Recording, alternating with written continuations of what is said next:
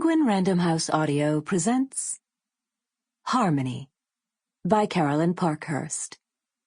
Read for you by Cassandra Campbell, Abigail Revasch, and Jorjeana Marie.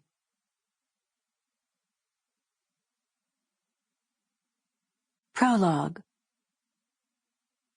In another world, you make it work. In another world, you never even hear the name Scott Bean.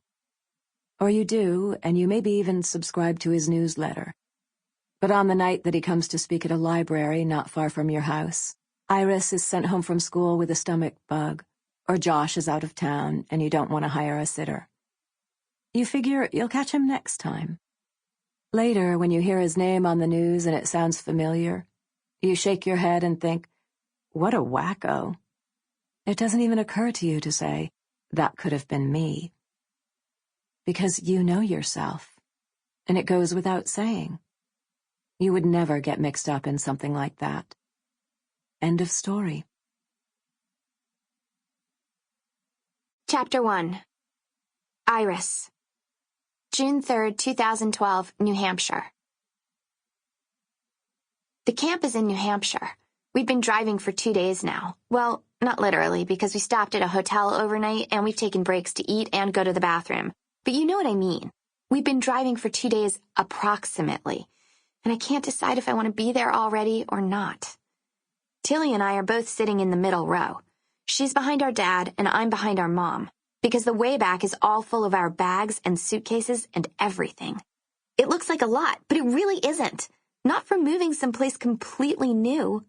For a while last week, Tilly got really obsessed with the idea that we could rent a U-Haul. And she was even looking up prices and showing my parents all of these websites and Yelp reviews and stuff. But she couldn't get them to say yes. They kept saying the whole point is to simplify, to figure out the bare minimum we need to live. I don't think that is the whole point, though, because we could have done that and stayed in D.C. Tilly was mad at me earlier this afternoon, but she's over it now. One good thing about her is that even though she gets mad pretty often, it doesn't last long. Okay, so for practically the whole day, she's been bugging my parents about stopping to see the place where the old man of the mountain used to be. Yes, used to be. Tilly has this whole weird thing about big statues, or big people, actually, is what she calls them, because they don't have to be statues. And in fact, this is an example of one that wasn't. The old man of the mountain was this piece of rock that used to be there on the side of the mountain, jutting out, and it kind of looked like an old guy's face. Tilly's shown me pictures of it, and it's on the New Hampshire State Quarter. It's cool, but not that cool. And then one night, it fell off the mountain. It just collapsed and broke, and the pieces rolled down onto the road below. It happened back in 2003 on May 3rd, and I know the date because it was Tilly's 4th birthday. Not that she would have known about it at the time, but she acts like it's some big mystical thing instead of sort of an interesting coincidence. So now, 9 years later, here we are in New Hampshire, and the mountain is still there, but that's all it is. A mountain! No face on it, no big person. But Tilly wanted to go look at it. And after a million hours of begging, my mom and dad finally agreed.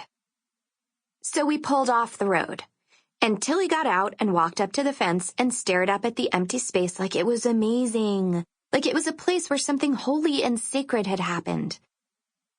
I can't believe that it was there, and now it's gone, she said.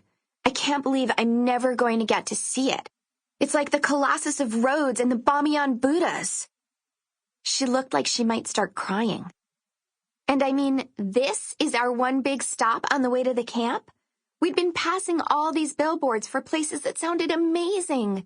An alpine slide, Weir's Beach, and a western ghost town place where you can get your face put on a wanted poster.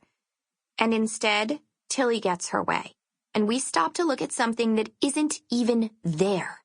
So while she was going on with her random facts, and Nathaniel Hawthorne wrote this story about it called The Great Stone Face, I just cleared my throat and said really loudly, it was just a piece of rock. It worked. Tilly got mad instantly. 0 to 60 is what my mom calls it, and made a move like she was going to hit me as hard as she could. I shrank myself down and... Sample complete. Ready to continue?